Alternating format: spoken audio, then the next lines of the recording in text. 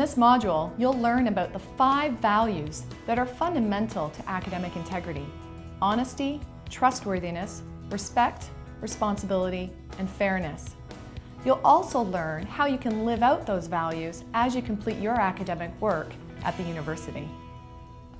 The reason I'm talking about this is actually the word integrity doesn't have a direct translation into a lot of languages, but these other words all do. And those are the 5 fundamental values of academic integrity: honesty, responsibility, or responsible, respect, trust, and fair. And academic is a translation for school, schoolwork, assignments, homework, problem sets, exams, tests, and quizzes. So somebody in the other group said, when I asked for definition, said it's applying moral standards to your academic work. It's a great way to think of it. So applying honesty, responsibility, respect, trustworthiness, and fairness to everything you do in school. Everything that you are submitting for evaluation to get the degree from UC Irvine, right? Okay, so let's go over the 5 fundamental values. What does being honest mean? It means writing or completing your own assignments. This includes not getting your papers, let me rephrase this, writing your papers in your native language if it's not English and getting them translated into English. Why would that be considered cheating? If you wrote your own papers in your native language and had someone translate them into English, why is that cheating? Say it again? The skills you use to translate is not from you. Yeah, so the work you're submitting is from the translator. Is that what you're saying? Not from you. But they were your ideas, right, originally? Why is it not your work anymore? Yeah, but it's someone else. When somebody translates your work, they're not just translating it directly. They're putting their own ideas, their interpretations of what you've said. They have to do that in order to put it in another language. So it's no longer your work anymore, okay? There's another reason why it's considered cheating. Somebody think of a different reason? Why else would that be cheating? Think of it in this way. Why is that cheating the assignment, what the professor's hoping you get out of doing the assignment? The goals of the assignment. Any ideas? One of the goals is to practice, it's practicing communicating in English. One of the skills most highly desired by employers and graduate schools of college graduates. You want another one? Or we can give you a pen. Thank you. You can trade in for a pen later if you want. One of the skills desired by employers and graduate schools, and one of the things they complain most about that university graduates don't have, is good communication skills, either verbally or in writing. And that's because a lot of times students aren't working on it. So if you need to practice writing in English. That's one of the purposes of the assignments. So do not get your papers translated. Obviously, no copying from other students or sources, and no getting papers pre-written by others. So I know that there are a lot of old papers floating around out there. You can get them on websites. I know that you're loading your papers up on websites. I know that fraternities have them and sororities have them. I know that they're out there. I'm not saying that you can't get them, that you would get in trouble for having those papers, but here's what happens. It's 3 a.m. It's 3 in the morning. You've been up all night. You're tired, you're stressed, you're pressured. You've got this stupid paper due in 3 hours, and you're a chemistry major. Who cares about this American history class? I'm Canadian. I don't care about American history. Why do I have to write this paper? And so you've got these sample papers right beside you, and all of a sudden you just start copying from them. We make bad decisions, in other words, when we're tired and stressed. And so don't have them there when you're working on your own paper. You're bound to copy from them, okay? And then that would be cheating. So I just warn against it. And obviously being honest means telling the truth at all times. How many of you know what a white lie is? Anybody? A white lie is something that you tell that's not really true, but it doesn't really harm anybody. So you ask me if I want to go out tonight. Ask me if I'd like to go out tonight. You'd like to go out tonight? No, I'm busy. I'm really not busy, but I don't want to go out with him. So I've told a white lie, right? Yeah. We do it a lot. I'm sure no matter what country you're from, you've probably done that. So we're in a really bad habit. I didn't realize how much I told white lies until I got the word integrity in my job title. And then I started to think, oh my gosh, I feel kind of bad. So I've started telling the truth. Yeah, I don't really tell white lies anymore. I was like, yeah, no, you know what? Thank you very much. I'm flattered, but I do not want to go out tonight. Oh, that's a good thing. So we get in this habit of telling white lies socially, and then we start telling them in work or school situations, and then that gets us into big trouble. So if you're behind on an assignment and you can't submit it when it's due, don't say to the professor, I was in a really bad car accident, and so I can't submit the paper. Just tell them you messed up, you need more time, can you submit it late and take a penalty on the grade, okay? So just make sure you do that. It's so much better, to be honest, than be called a cheater or a liar. I don't want to be called a cheater or a liar, and I'm sure you don't either. Be respectful, we said that.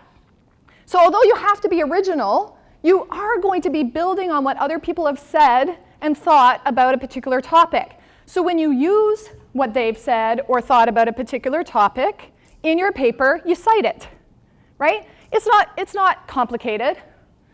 You might just say something like, Wikipedia.com says that.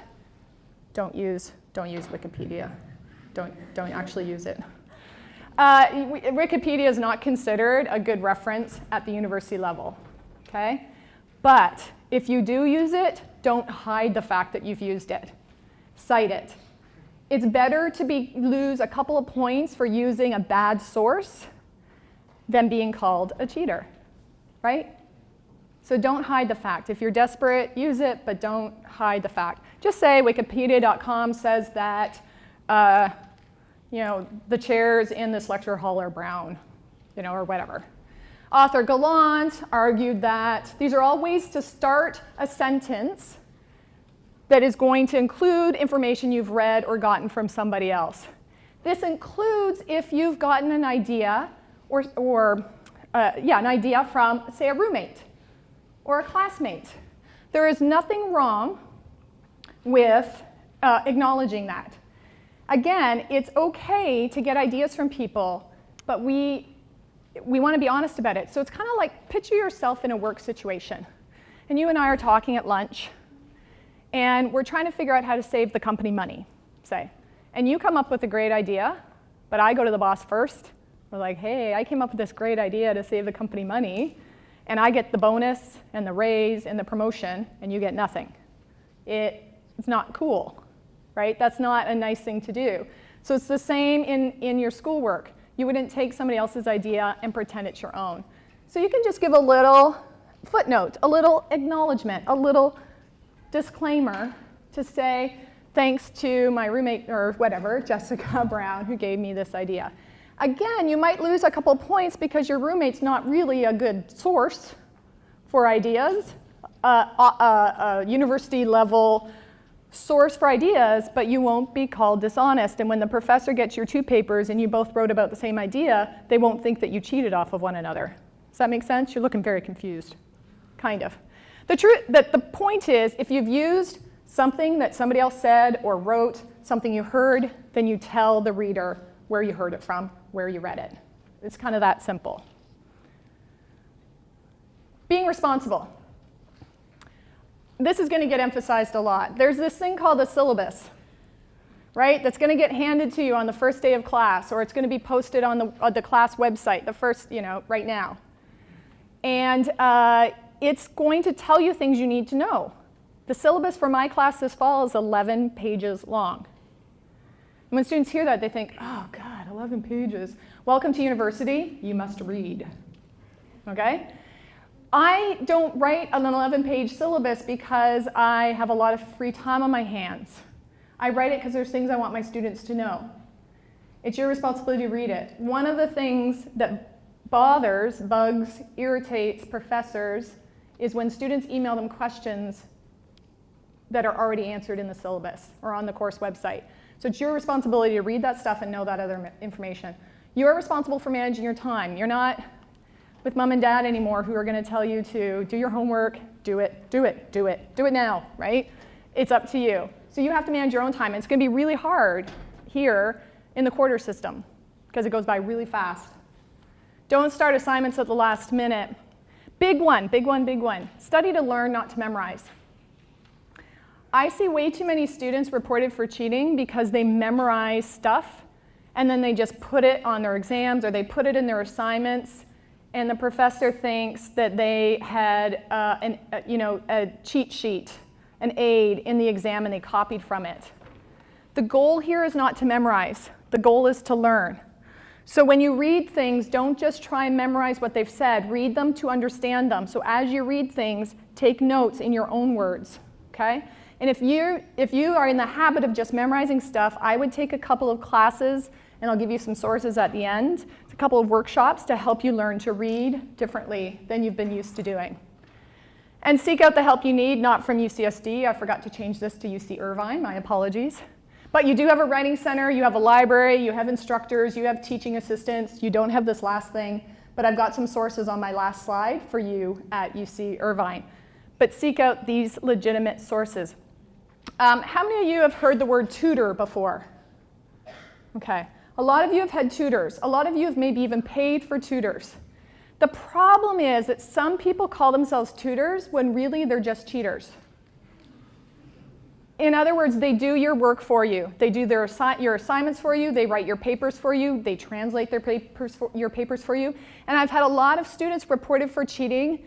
They made a really innocent, naive mistake. They assumed because the person called themselves a tutor that they were doing the right thing. Do not fall for that. If it's a UC Irvine tutor, you're going to be fine. If it's a tutor out there, I would double check what they're doing, and I would, if they say to you, give me your assignment, and I'll give it back to you in 2 days, they're cheating. Just because they call themselves a tutor doesn't mean they're doing the right thing. So be very careful about that. This relates to being fair, playing by the rules. Know the rules for each class and live by them. Every professor might have different rules. So if you're in 4 classes this quarter, this professor says one thing, this one says another, this one says another. So don't assume that just because you can do it in one class, you can do it in another. So for example, one professor might say, I want you to work on all your homework assignments with other people.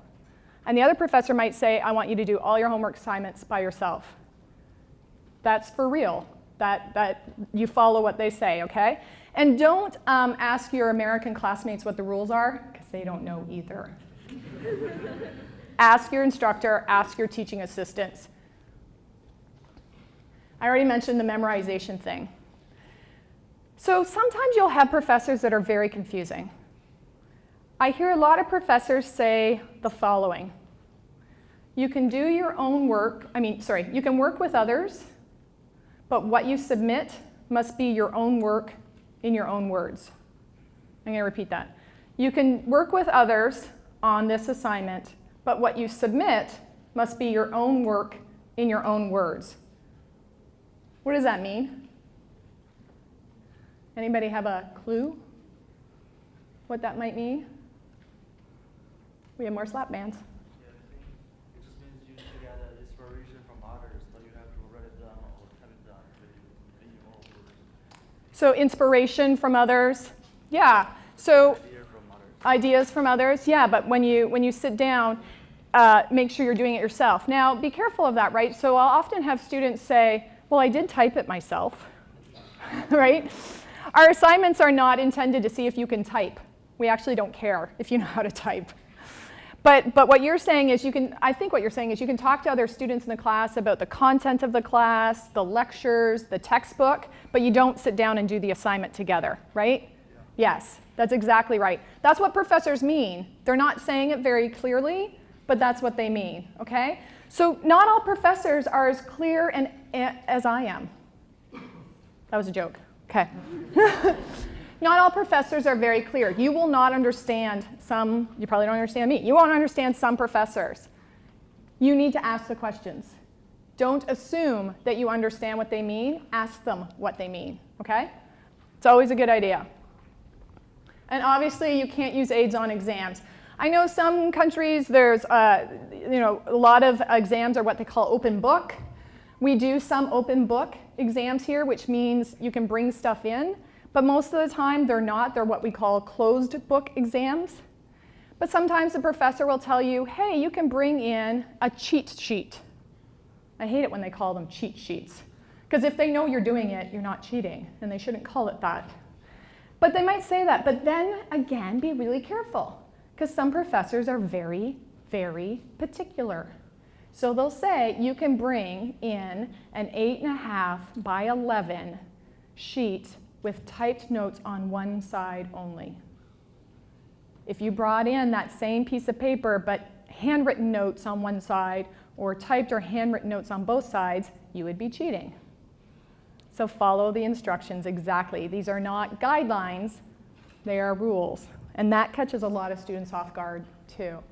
Be trustworthy. So working on assignments as instructed. Don't use sources that aren't allowed.